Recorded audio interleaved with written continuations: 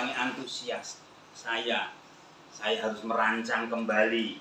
Jika saya harus ke sini, saya harus bayar harga, maka harus pagi-pagi hari saya harus ngantar dulu kegiatan sehari-hari, mengisi luang sambil pelayanan, dan nanti baru saya ngantar istri baru ke tempat ini. Setelah saya hitung, rupanya saya agak terlambat.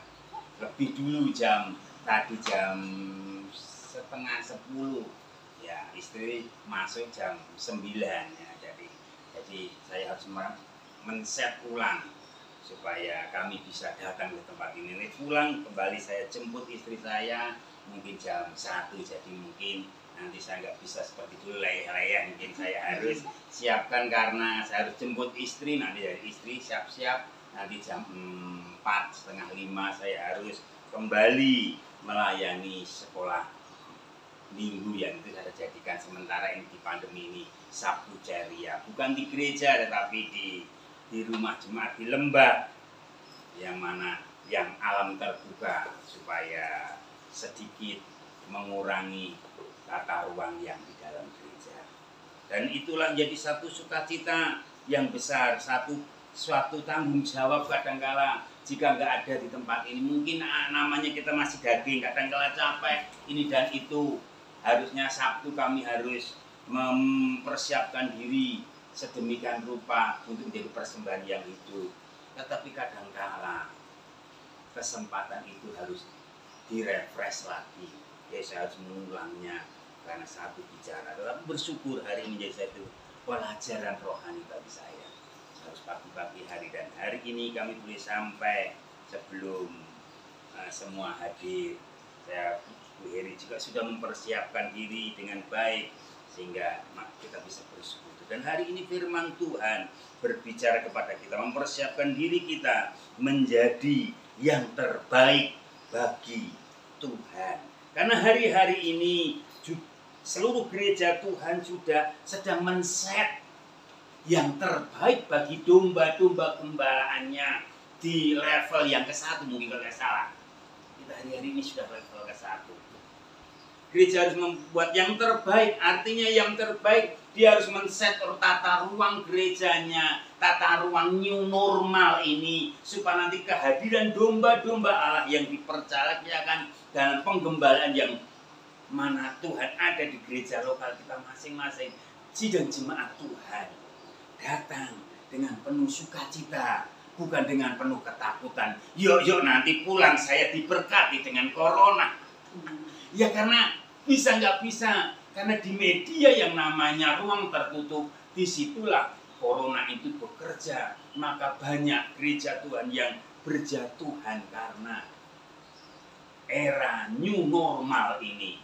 Ketika kemarin kita nggak normal, kita ketemu bukannya shalom, tetapi kurang mantap. Jika asarnya belum selamat datang, terima kasih Tuhan Yesus beserta dengan kamu. Tetapi hari-hari kemarin sampai hari ini pun kita harus salamnya shalom. Dulu ninja itu menjadi hal yang asing, sekarang ninja di mana-mana. Kita ditutup dengan masker ini namanya.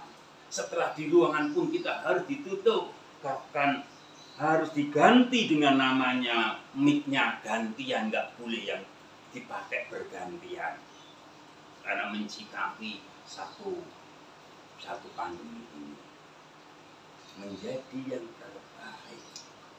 Ini menjadi satu wacana bagi gereja menyambut kedatangan domba-domba Allah yang Tuhan percayakan. Dan hari ini kita sedang belajar untuk menjadi yang terbaik, yang tertulis dalam Markus pasal yang ke-9 ayat yang ke-33 sampai ayat yang ke-37 ya.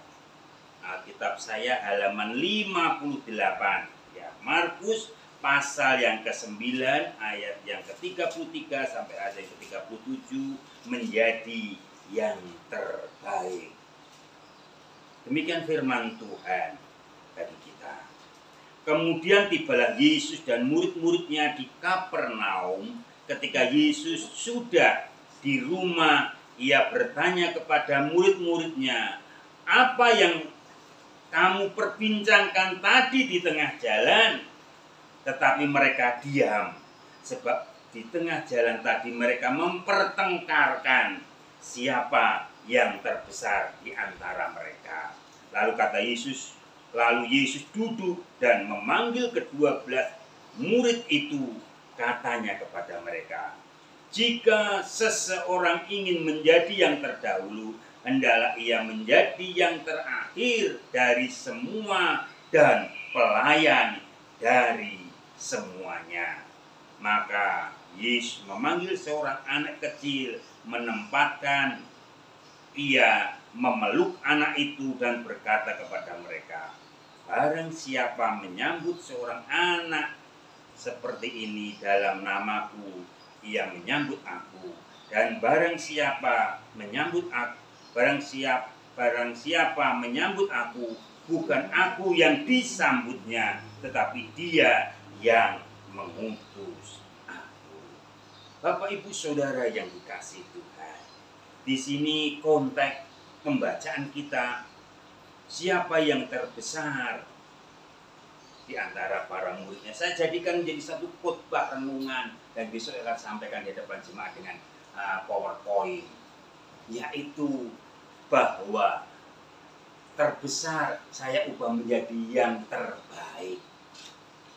Tentunya hari-hari ini kita sedang diajar yang terbaik mensikapi COVID-19 dalam masa pandemi.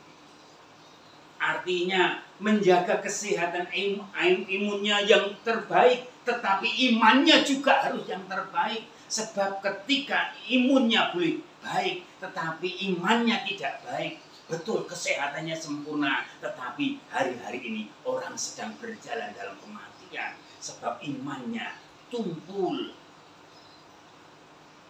Nah, menjadi yang terbaik dalam konteks Arab ini dikisahkan murid-murid Tuhan dalam perjalanan. Lukas katakan sedang bertengkar. Dalam bahasa yang lain, bukan soal bertengkar artinya gontok-gontokan, dia sedang berdebat. Ya, jadi aku sing boleh gede toh, tidak bisa, aku kan sing lebih gede. Lah maka ada yang murid-murid, aku kan dekat sama Yesus ini. Yesus kan ketika ada apa-apa, aku kan sering jadi juru bicara. Oh tidak, aku yang sering menyandarkan kepalaku di dadanya Yesus. Kan Yesus sering menyuruhkan dengan aku toh. Loh tidak bisa, aku kan yang megang perbendaharaan keuangan Yesus. Kamu kalau bisa ke sana kemari, kalau nggak ada perbendaharaan yang saya urus, maka nggak mungkin perjalanan ini. Artinya mereka sedang bertengkar dengan hebat. Mungkin sedikit lebih rendah lagi, mereka sedang berdebat. Artinya lebih rendah, apa yang sedang engkau perbincangkan? Rasanya Yesus membuat kolengdon, merendahkan dari nada yang tinggi menjadi nada yang sedang sampai nada yang landai. Apa yang sedang kamu pertengkarkan? Bapak Ibu Saudara, untuk yang menjadi yang terbaik, konsep dunia hari-hari ini sedang dibentuk, sedang disiapkan. Di dunia pendidikan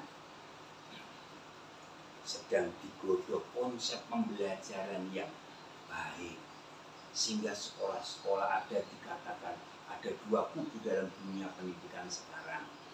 Sekolah khusus kurikulum PK, yaitu kurikulum excellent, artinya keunggulan. Sekolah sing unggulnya di mana dan kurikulumnya berubah lagi. Dan secara langsung besok kamu sudah lulus meh ngopo. Setelah lulus SMA terus untuk apa? Setelah kuliah selesai mau jadi apa? Bisa nggak menjawab tantangan zaman kebutuhan. Gereja pun juga sedang diperhadapkan, gereja mau apa? Menjawab tantangan seperti kuda-kuda Mesir, kata Yesus, yang berlari begitu cepat. Dengan lain kata, dunia sedang dalam tanda kutip harus mencari yang terbaik. Dalam kualitas kesehatan yang begitu harus baik, dalam strata yang begitu baik. Dan di era yang new normal ini, era yang baru ini, dunia sedang berkejar-kejaran. Di tengah-tengah kita banyak yang zero. Artinya banyak yang di PHK. Bahkan di sekolah sampai ke tingkat kelurahan, sampai katakan tolong didata bapak anak yang bapaknya, ibunya kena COVID-19 dan akhirnya menjadi almarhum atau almarhumah. Anak itu diajukan, mereka akan dapat dana kompensasi untuk anak-anak yang sudah yatim atau yatim piatu. Dengan lain kata, yang terbaik. Kita juga sedang diajar pola hidup juga yang terbaik. Karena musuh kita, kata Efesus, penghulu-penghulu yang jahat ini sedang melancarkan panah-panah api yang jahat supaya kita tidak menjadi yang terbaik. Dengan cara gereja tidak boleh, supaya tidak ada perkumpulan. Sekarang ada perkumpulan, ayo anak-anak Tuhan sudah siapkah? Kadang-kadang ada jemaat, Pak aku sudah nggak bisa ke gereja, umurku sudah 60 tahun. Ada yang ngasih standar gitu sehingga termetre dalam pikiran, aku sudah 60 tahun, aku sudah nggak bisa ke gereja. Karena informasinya nggak jelas. Waduh lah, aku mau gereja ini aku 60, tiba-tiba kalau aku game, siapa yang melayani? Sama baru 2 minggu yang lampau saya dikunjungi oleh seorang mantan anak Tuhan, mualaf mungkin bahasanya demikian. Karena bapak ibunya dipanggil dalam 2 hari. Pertama bapaknya hari ini, besoknya ibunya. Terus dalam satu posisi anaknya tidak mengiring seperti bapaknya. Terus akhirnya dikubur ala kadarnya karena bapaknya Kristen, ya ditaruh di Bergoto 2 di tempat pemakaman Kristen, tapi tidak dilayani oleh seorang hamba Tuhan. Sehingga anaknya dalam 40 hari ketokan bapaknya, didatangi bapaknya, terus kewedian golek Pak Pendeta. Lah kuwi Pak Pendeta nih, yaitu saya. Ditemu baru saya pulang jalan. Terus dia bercerita ini dan itu, ditemui bapaknya. Akhirnya saya melayani, saya melayakkan orang itu, saya ajak ke kubur, saya doakan, saya berikan motivasi yang benar tentang kematian di dalam Tuhan.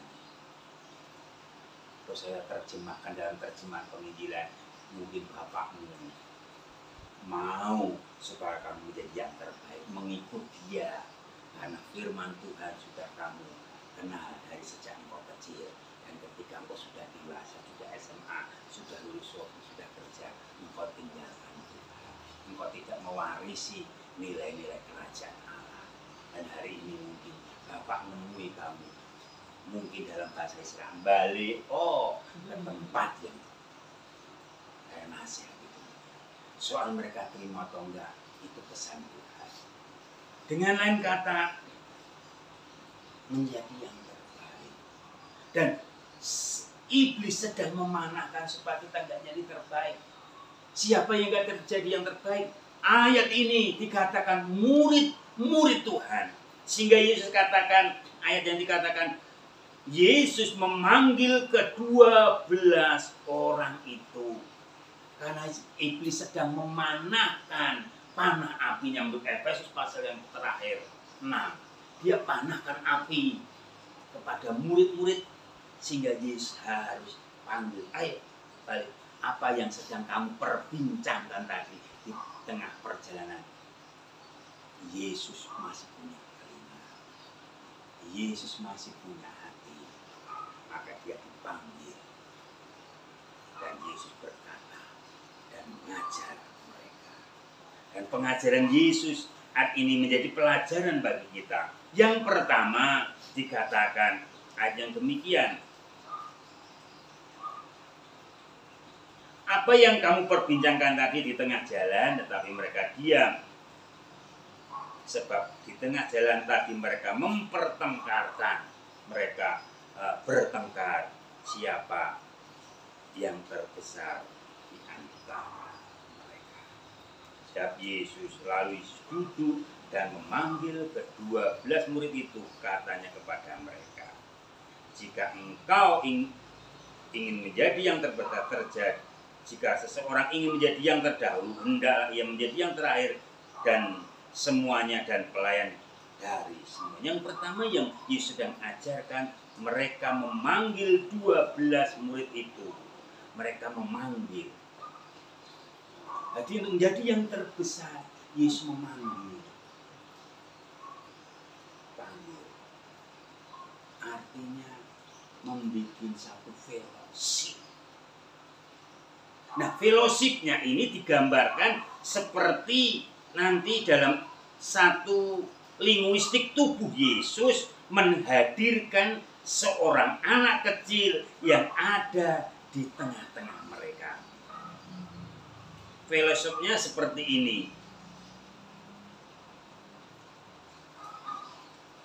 Maka Yesus mengambil seorang anak kecil, menempatkannya di tengah-tengah mereka. Kemudian ia memeluk anak itu. Memanggil di sini seumpama Yesus sedang menggambarkan satu linguistik tubuh. Ya, kalau mungkin anak kecil ditaruh di tengah-tengah sementara mungkin fellowshipnya berdiri, apa kelihatannya seorang anak kecil? Tentunya anak kecil di sini mungkin posisinya lebih pendek. Kalau kita sedang berdiri sendiri, yang paling kecil mungkin siapa ya? Akan kelihatan. Bukan murid-muridnya, tetapi dia menghadirkan anak kecil. Yang menarik yaitu Yesus bukan hanya menempatkan anak kecil, tetapi Yesus menempatkan anak kecil itu dan memeluknya. Itu sedang memberikan pengajaran yang indah untuk yang besar, yaitu bikin satu fellowship, orang yang memeluk. Orang tentunya memeluk ya, kalau posisi Yesus sama anak kecil kan tentunya kalau saya memeluk anak kecil mungkin Yesus akan membungkuk. Nggak enak. Yesus nggak enak. Yesus yang anak kecil pun dipeluk nggak kena karena lebih tinggi Yesus juga. Mungkin kalau saya memeluk istri saya karena tingginya saya bisa memeluk istri saya. Kalau sekarang saya meluk anak saya sudah podo tingginya enak. Tetapi kalau aku meluk si Eben ya sedikit karena Eben lebih tinggi. Tapi kalau saya memeluk anak-anakku yang sekolah minggu, saya pun perlu berjongkok. Mungkin saya gambarkan, saya pun jongkok begini, saya memeluk dia. Sehingga saya tepat memeluk, enaknya memeluk mungkin di lehernya. Tangan kanan saya di leher anak kecil, terus tangan kirinya saya di pinggangnya. Anak kecil saya tadi mungkin akan memeluk mungkin pinggang kita. Sehingga ada yang enak. Dengan arti fellowship itu yang tinggi. Yesus kata Filipi dari tempat yang mulia, dia merendahkan diri, dia sampai jongkok. Dia nggak nyeleding bahasa Jawa nih, tetapi dia jongkok terus meluk. Wah, si anak kecil tadi digambar di sini dia tidak berontak. Dia tahu guru agung itu sedang memeluk dia, bukan memeluk dengan berdiri terus akhirnya menundukkan diri, tapi mungkin dia akan dodok. Dia memeluk tepat di tempat-tempatnya yang sesuai, di lehernya, dia pegang di pinggangnya. Anak ini memegang dadanya dekat. Jadi dadanya Yesus dekat dengan dadanya anak itu. Detak jantung anak itu merasa berdebar bersenang begitunya. Saya dipeluk sama gurunya. Mungkin Pak Buyo ngajar di sekolah, terus meluk anaknya, mungkin Buyo harus turun, harus lebih rendah sama anak. Terus anaknya dipeluk, saya kira anaknya nggak berontak, sebab anaknya senang. Ibu gurunya akan mendengar detak jantung, nggak langsung terus langsung, tapi dia dinikmati, dia akan detak, baru pulang dari berangkat, terus sampai sekolah, mungkin dia terlambat, ada tergopok-gopok dentung jantungnya, sudah. Ada detak jantung, bahkan dari pihak si anak dia detak jantungnya Tuhan. Oh, guru saya yang agung mengasihi saya. Mungkin kalau saya terlambat, saya tetap diterimanya. Saya tidak dimarahinya. Dia di perjalanan tadi dia sedang bergontok-gontokan dengan murid yang lain. Sebab tipu muslihat iblis melemparkan satu pertanyaan besar. Siapa yang menjadi yang terbesar? Menarik untuk diperbincangkan. Menarik untuk menjadi satu kata kunci. Aku yang paling besar. Sehingga semuanya seakan-akan dengan kasihnya dipeluk. Seperti anak kecil di sini. Dia dengar jantung. Yang pertama untuk membangun kita menjadi lebih baik, ya mari kita bangun fellowship, bangun hubungan kedekatan sama Tuhan. Tidak ada yang tinggi, Tuhan pun yang tinggi perlu merendahkan diri menjadi seorang anak kecil dalam arti tataran tingginya. Jantungmu sama jantungku itu dekat, kepalamu sama kepalaku itu dekat. Tanganku sama tanganmu itu tidak jauh, dekat, berangkulan. Yang pertama untuk menjadi lebih baik, kita membangun kedekatan. Pujian lama dikatakan, seperti Yesus itu saja yang ku minta. Kita kan kepingin seperti Yesus. Yesus pun sama seperti kita. Dia turun untuk membangun fellowship dekat dengan kita. Coba kalau kita gambarkan gambar fellowship perjamuan terakhir yang ada di situ, yang digambar oleh Da Vinci. Gambar satu perjamuan terakhir. Tentunya fellowship seperti itu tidak salah, tetapi yang menarik di sini fellowshipnya, kedekatan, intinya yang lebih dekat, keintiman sama Tuhan. Fellowship bicara keintiman sama Tuhan. Yesus berharga dengan dia merendahkan diri. Anak ini dengan bayar harga dia meluk, sebab dia tidak layak bagi Tuhannya, bagi gurunya. Dia perlu ada rasa kehangatan di dalam Tuhan. Mungkin murid-murid Tuhan sedang bergontok-gontokan, tetapi Yesus berkata situ, dia memeluk, digambarkan dengan satu gambaran linguistik tubuh seorang anak yang ditaruh di tengah-tengah situ. Yesus sedang menegur mereka, coba belajarlah dari si kecil ini, si anak kecil. Tapi juga dia sedang belajarlah dari diriku. Digambarkan demikian.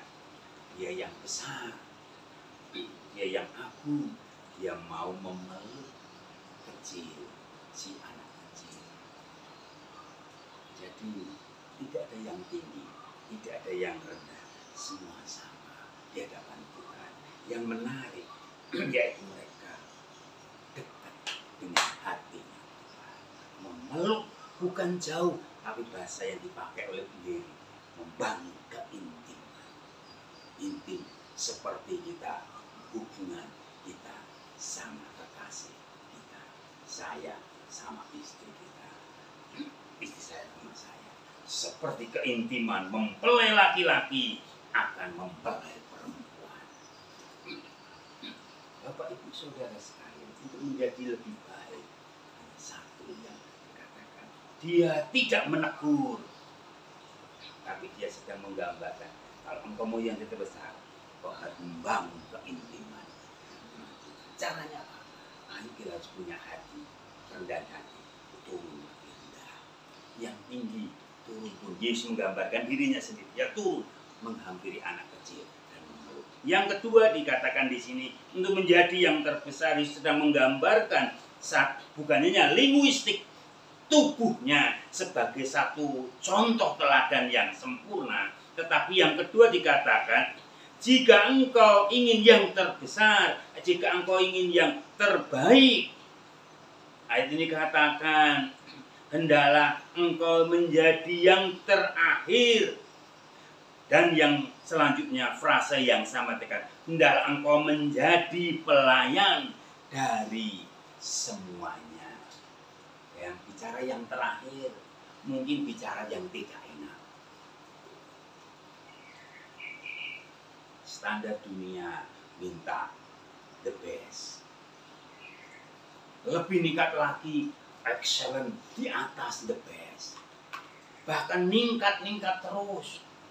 Bahkan kala ada sales yang kadang-kala sampai aku sudah target, tapi kadang-kala bosku minta lagi di atas itu. Kadang-kala sales itu enggak juga. Manajerku payah, aku sudah tutup poin, tapi besok minta lagi targetnya terus naik-naik. Dunia seperti itu. Sudah baik, minta lebih baik minta sempurna. Dunia minta demikian. Yang dipandang, saya hidup di perumahan, pelayanan kami. Saya enggak dipandang karena saya datang bukan dengan bawa mobil. Saya hanya bawa Mersikil. Mersikilnya jalan kaki Pak Pendeta ini. Nggak ada jemaatnya, nggak dilirik Bapak Ibu Saudara. Kadang-kadang dalam kepengurusan, kadang kemarin saya sharing sama istri. Kita tuh kalau hidup di dalam perumahan memang dalam tanda kutip. Kadang-kadang sing parkir di depan rumahnya itu apa? Mungkin di Aceh. Kalau yang parkir mungkin Mersikil, sedikit jadi timpang gembira mungkin. Kadang-kala satu momok dalam perumahan, maka jadilah satu pemiu. Kalau tetangga punya mobil, aku pun harus punya mobil, walaupun mobilnya itu untuk hanya pantas pakai. Saya pernah survei di perumahan real estate yang namanya Green di depan saya. Ada punya mobil hanya untuk stand sosial saja. Nggak dibeli supaya mungkin biar dihargai. Dia punya mobil, akhirnya suaminya ya kerja nggak dipakai, lebih enak pakai sepeda motor, tinggal mobil hanya dongkrok di situ, hanya mungkin seminggu sekali dipakai.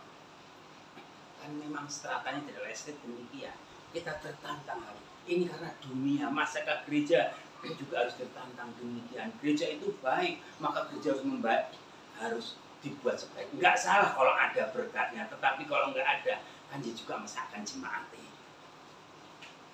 Bapak Ibu Saudara sekalian, ayat ini dikatakan menjadi yang terakhir, menjadi bukan pilihan. Ranking berapa? Ranking 1 kadang-kala tukul pernah kita, ranking 1 dari belakang kadang-kala. Pernah kita lelucon seperti itu. Kadang-kala kita juga sebagai anak Tuhan, kita juga terkejar karena memang itu tujuan dunia. Tapi Yesus sering katakan bukan yang terdahulu, tapi yang terakhir yang Tuhan. Bahkan dilabeli dengan kata yang sama, yang terakhir, jadi pelayan bagi semuanya. Bapak Ibu yang untuk menjadi yang terbaik, dia sedang mengajarkan yang menjadi yang terakhir, bukan pilihan. Menjadi pengikut Yesus itu bukan pilihan, tetapi kita dipilih. Kan gereja artinya kan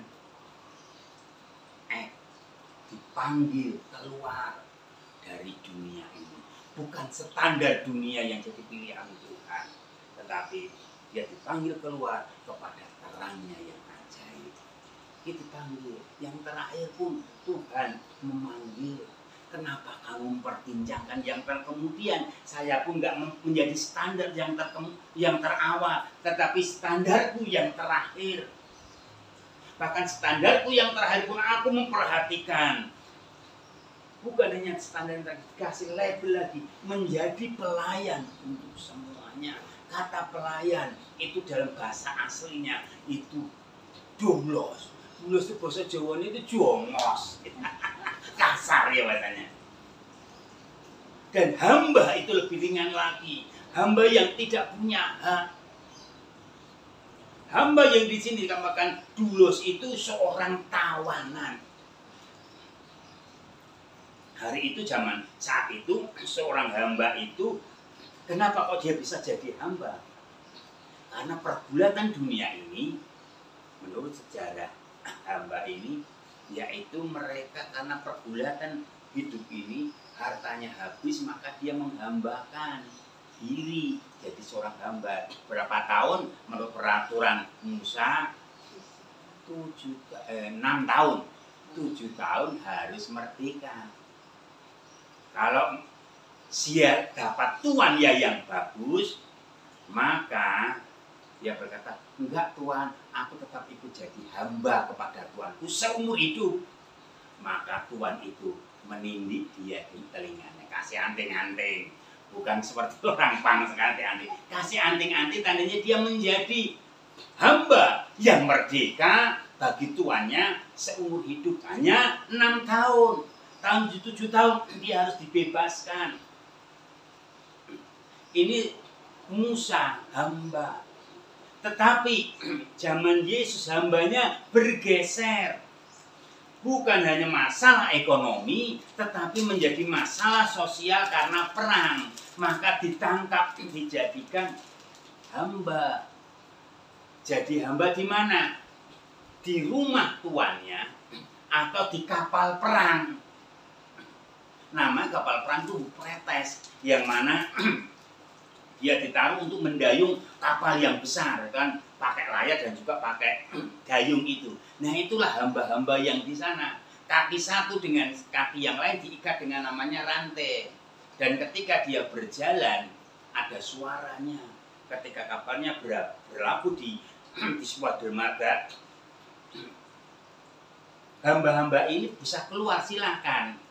Tetapi rantainya tidak bisa lepas. Maka bunyi kelenteng-kelenteng. Dan kalau kapal itu karam atau kapal itu perang ditenggelamkan, hamba-hamba itu ikut mati. Dia nggak punya hak. Kalau kita bisa lihat di film Spartacus, film Romawi, dari sana hamba seperti itu menjadi pelayan bagi tuannya. Dia nggak punya hak. Itu sama dengan Yesus yang dia tidak punya hak. Dia menghambakan dirinya. Dia nggak contohkan gaya linguistik pelayanan Yesus. Dia nggak contohkan orang lain. Ada kali dia contoh, tetapi sering ketika bicara tentang nilai-nilai karakter, Yesus contohkan dirinya sendiri. Dia jadi seorang hamba. Bukan pilihan yang akhir.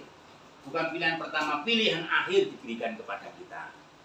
Bahkan yang terakhir itu dikasih label seorang hamba. Jadi pelajaran yang terbaik, mari kita merendahkan diri menjadi hamba. Kita tertawan menjadi hamba bagi yang lain. Maka ayat ini dikatakan, dialah nanti yang terbesar. Yang kedua yang Tuhan menjadi, jadilah hamba melayani yang lain. Yang ketiga, untuk menjadi yang terbesar di dalam kita mengiring Tuhan. Ayat yang terakhir dikatakan di sini, barang siapa menyambut aku, bukan yang menyambut aku, bukan aku yang disambutnya, tetapi dia yang mengutus aku. Yang terakhir menjadi yang terbaik, menjadi asyar. Asyar itu menyambut. Di dalam setiap pelayanan ini, dalam EO, Event Organizer, itu satu pelayanan yang awal itu penyambutan tamu.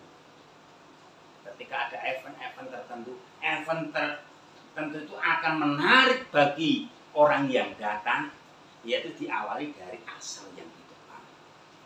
Ketika asalnya itu menyambut dengan bersemut, di sepanjang ibadah itu, sepanjang acara itu, dia akan terpikir dalam pikirannya, nanti di dalam seperti apa.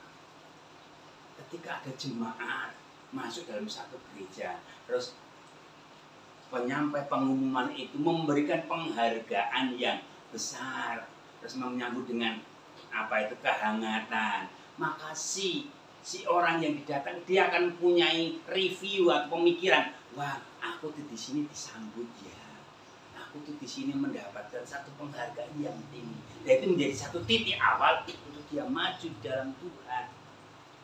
Nah, ayat ini dikatakan untuk menjadi yang terbesar, dia menjadi penyambut. Barang siapa menyambut aku, bukan menyambutnya, tetapi dia barang siapa menyambut seorang anak ini dalam namaku, ia menyebut aku, dan barang siapa menyambut aku, bukan aku yang disambutnya, tetapi menyambut dia yang mengutus aku. Arti menyambut dia, sang utusan. Kalau bicara sang utusan itu siapa? Mungkin kita berhadapan yang diutus itu seorang hamba Tuhan. Seperti apapun. Mungkin kalau hamba Tuhan yang mungkin gede dulu, perutnya besar, bawanya mobil CRV, mungkin kita nyambutnya dengan mulut. Mungkin sekali waktu ada hamba Tuhan yang sederhana, enggak, bajunya mungkin kita harus menyambutnya dengan yang sama. Sebab saat ini dikatakan Asya penyambutan itu menjadi pintu gerbang untuk kita melihat kekristenan kita. Nah, pengiringan kita untuk jadi besar. Tuhan mengiring hambanya yang tidak ada nilainya, yang terakhir sudah ditambah dengan jadi hamba, terus didatangkan kepada kita, terus kita diajar, sambutlah dia seperti engkau menyambut aku. Jadi pengajaran itu yang terakhir untuk menjadi yang terbesar. Yang terakhir mengajarkan layani dia apa adanya, bukan diada-ada atau diadakan sebagaimana, tapi keadaannya. Bahkan kalau apa adanya, buat yang terbaik, buat kesan yang terbaik. Seumpama kita menyambut seorang yang tidak ada harganya, sehingga orang bisa melihat, wow, Yesus kita itu adalah Tuhan yang luar biasa. Sama sebentar kita akan ambil dalam perjamuan. Yesus sudah sedang memantominkan diri. Pantomim itu bicara linguistik hidupnya ini. Apakah ini tubuhku? Roti tubuh. Apakah ini anggur darahku yang diserahkan bagi kamu? Jangan perbincangkan itu. Dia samakan anggur dan darah menjadi bagian kita. Yang kedua, dia katakan Yesus yang turun bukan dalam posisinya ketuhanan, tetapi dalam kemanusiaannya yang sempurna, bahkan lebih rendah, Filipi katakan menjadi hamba, bahkan mati di atas kayu salib. Dunia menolak dia, dunia membuat dia hoax, berita bohong sampai detik hari ini. Yang disalib bukan Tuhan, yang disalib adalah si murid yang menjual Yesus, yaitu Yudas, yang diserupakan. Dia langsung diangkat hidup-hidup. Ada berita hoax yang ada di sekitar sejarah gereja sampai detik hari ini. Dan hari ini engkau menyambut aku sama seperti apa adanya. Bapak Ibu Saudara sekalian, saya ingin akhiri cerita untuk menjadi apa yang menjadi lebih baik, berharga. Arti ini diubah dengan kata perbincangan.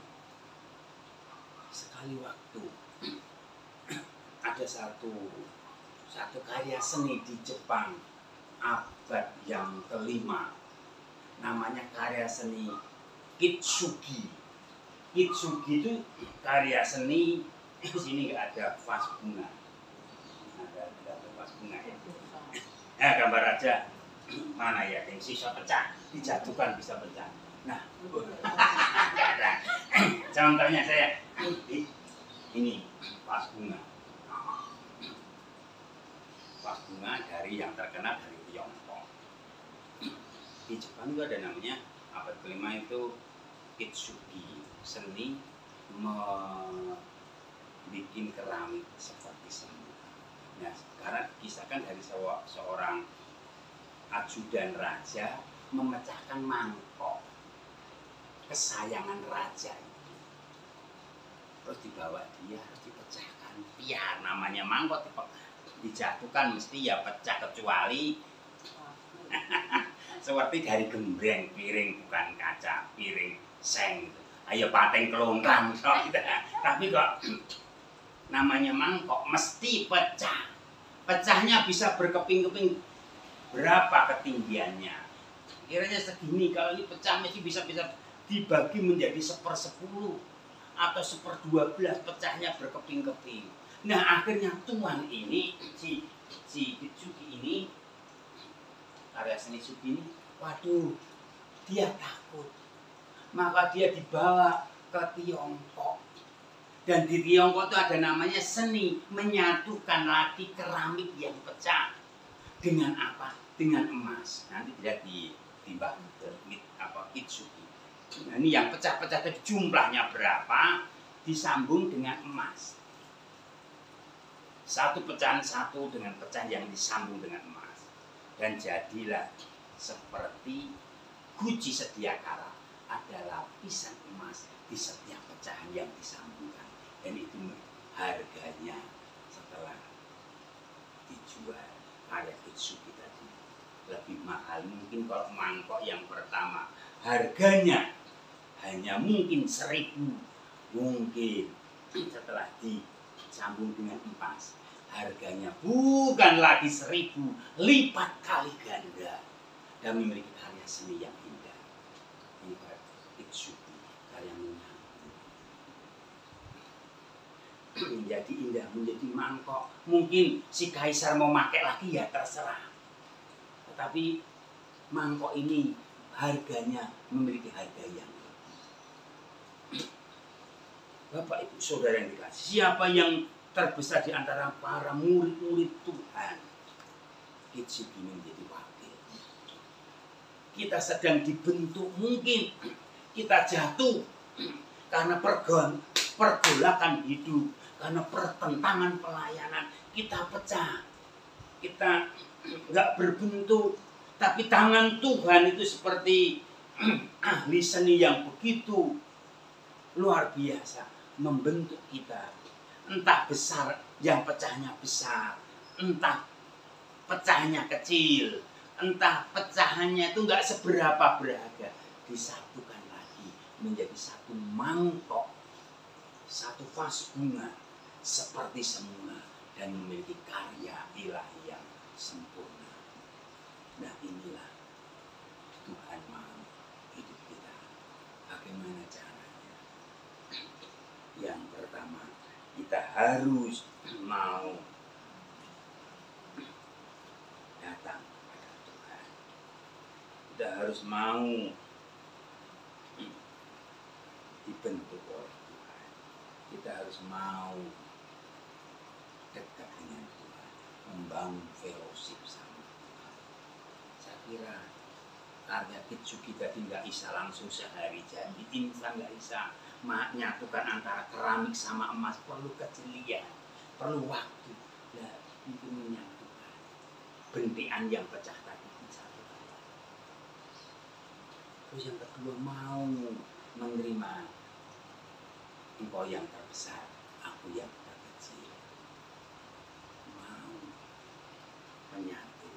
Yang terakhir, kita mau membangun kebersamaan. Artinya dikatakan menyambut aku seperti menyambut dia. Kita menerima dia sebagaimana adanya. Kristus mati bagi kita, untuk membuat kita karya seni yang sempurna. Siapa yang lebih besar? Dia yang semakin bertambah, ku semakin berkurang-kurang, supaya nama Yesus ditinggikan, kata pujian sekolah. Biarlah kita semuanya dianggap besar, tetapi alam proses Tuhan dengan kita membangun keintiman sama Tuhan, dengan kita mau menjadi pelayannya Tuhan, yang seumpama kita menjadi pewarta alam. Yang ketiga, mari kita menjadi bersama yang mengutus menerima dia sebagai engkau menyambut aku.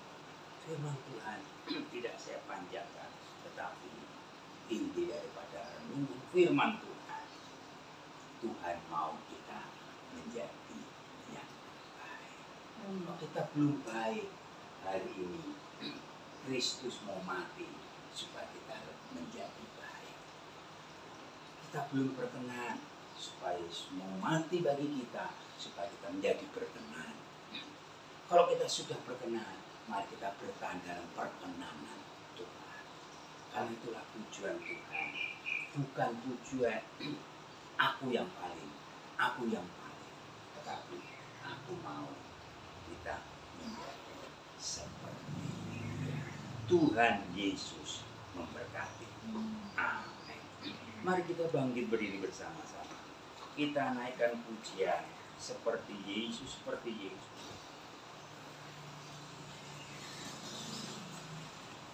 Kita akan masuk dalam sakramen perjamuan kudus sebagaimana gereja mula-mula setiap mereka berkumpul, mereka memecah-mecahkan roti, mereka bersekutu dalam persekutuan tubuh dan darah Tuhan. Kita naikkan pujian seperti Yesus, seperti itu. Seperti Yesus, seperti Yesus, itu saja yang ku minta.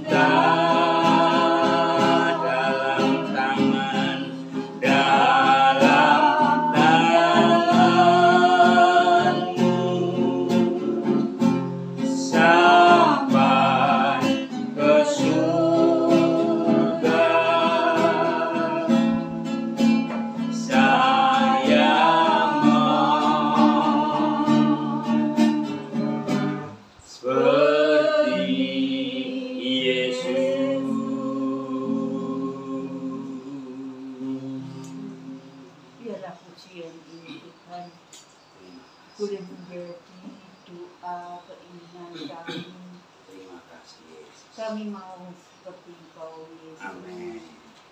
Firman-Mu pagi siang hari ini mengajari kepada setiap kami, Tuhan, untuk kami boleh seperti Engkau, Tuhan. Sekalipun kami tinggi, sekalipun kami mampu, sekalipun kami bisa, Tuhan. Kami mau merendahkan hati kami sama seperti yang lain, Tuhan. Terima kasih Tuhan, terima kasih siang hari ini kami mohon.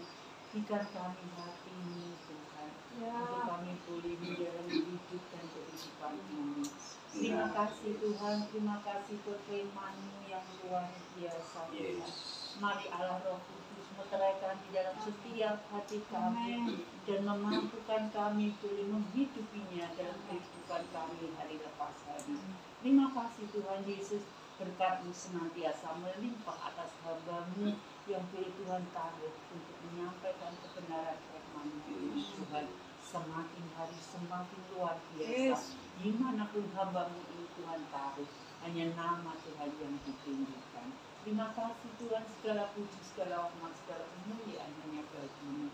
Dalam nama Tuhan Yesus kami berdoa dan mengucap syukur. Haleluya. Amin. Seperti Yesus, seperti Yesus,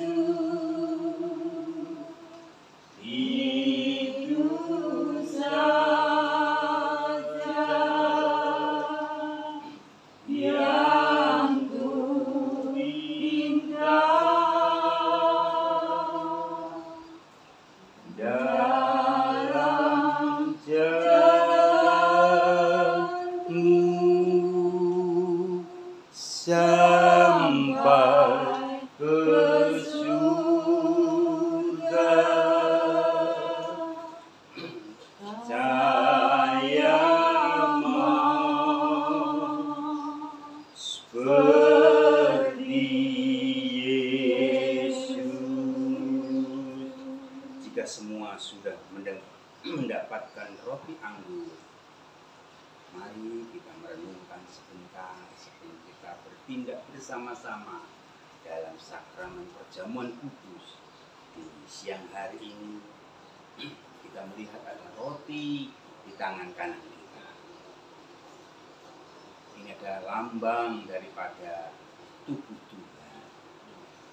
Dia yang mati 2000 tahun yang lampau mau terpecah menjadi potongan-potongan yang kecil bagi engkau, bagi saya, bagi seluruh orang percaya di segala zaman. Mari kita angkat lebih tinggi dari hidup kita roti ini. Dengar sabda Tuhan. Sebab apa yang telah kuteruskan kepadamu telah aku terima dari Tuhan, yaitu bahwa Tuhan Yesus pada malam waktu ia diserahkan mengambil roti, dan sesudah itu ia mengucap syukur atasnya, ia memecah-mecahkannya dan berkata, inilah tubuhku yang diserahkan bagi kamu, perbuatlah ini menjadi peringatan akan aku. Mari kita makan bersama-sama di dalam nama Tuhan Yesus.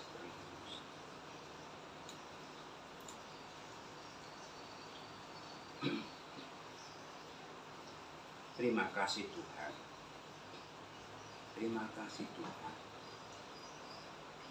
Kami boleh ambil tubuh Tuhan masuk di tubuh kami.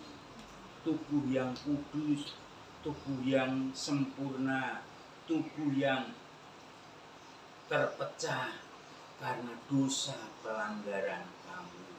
Baik yang kami sengaja ataupun tidak. Hari ini Tuhan kami bersyukur kepada Engkau, sebab Engkau begitu baik bagi kami, supaya kami yang tidak baik dibuat menjadi baik, yang baik lagi menjadi sempurna, dan nama Tuhan yang dipermuliakan. Terima kasih Tuhan, menyatulah Engkau tinggal dalam hidup kami, menjadi satu kekuatan rohani bagi setiap hidup kami. Terpujilah Engkau, terpujilah Engkau. Mari kita mengangkat cawan ini lebih tinggi daripada kehidupan kita. Dengar sabda Tuhan siang hari ini. Demikian juga ia mengambil cawan sesudah makan, lalu berkata, cawan ini adalah perjanjian baru yang dimeteraikan oleh darahku. Perbuatlah ini setiap kali kamu minumnya menjadi peringatan akan aku. Mari kita minum bersama-sama di dalam nama Tuhan Yesus Kristus. Mari kita bersyukur bersama-sama di hadapan Tuhan. Mari kita naikkan doa-doa kita di hadapan Tuhan. Terima kasih Tuhan. Terima kasih, terima kasih, terima kasih. Terima kasih Tuhan. Terima kasih Yesus. Terima kasih, terima kasih Tuhan. Engkau mau mati, Engkau mau tercurah untuk kami. Engkau membuat perjanjian yang baru bagi kami. Terima kasih Tuhan. Meteraikan kuasa darah perjanjian itu bagi kami. Terima kasih Yesus. Terima kasih. Terima kasih buat karya terbesar dalam hidup kami. Karya teragung bagi hidup kami. Terima kasih, terima kasih. Terima kasih. Haleluya, haleluya. Haleluya. Tubuhmu sudah masuk dalam tubuh kami. Hidupmu sudah masuk dalam hidup kami. Perjanjian baru sudah menjadi bagian kami. Kami berkata di dalam iman, setiap roh kelemahan, setiap sakit penyakit, setiap yang tidak berkenan dengan otoritas Tuhan yang ada di dalam hidup kami, kami berkata di dalam nama Yesus, setiap roh-roh belenggu, setiap sakit penyakit, setiap yang tidak berkenan, kami katakan hari dalam nama Yesus, perjanjian baru menjadi bagian hidupku. Yesus menjadi bagian hidupku. Engkau ada di dalam kami dan kami ada di dalam Engkau. Mengejawantahkanlah Tuhan firman kehidupan itu dalam hidup kami. Latih hidup kami maju bersama dengan Tuhan.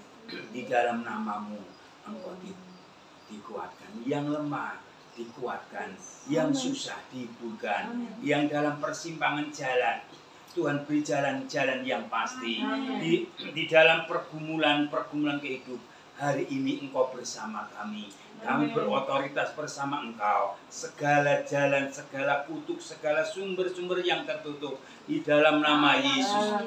Kami Tuhan minta otoritas-Mu terjadi atas hidup kami, atas pekerjaan kami, atas keluarga kami, atas masa depan kami, atas keluarga besar kami. Di dalam nama Yesus, semuanya dikuduskan di dalam Engkau. Terima kasih Yesus. Terima kasih buat perjamuan kudus di siang hari ini. Kami menyambutnya, kami menerimanya dengan syukur di dalam nama Tuhan Yesus Kristus yang percaya katakan. Amin. Puji Tuhan. Tuhan Yesus memberkati. Sementara nanti dikembalikan, kita akan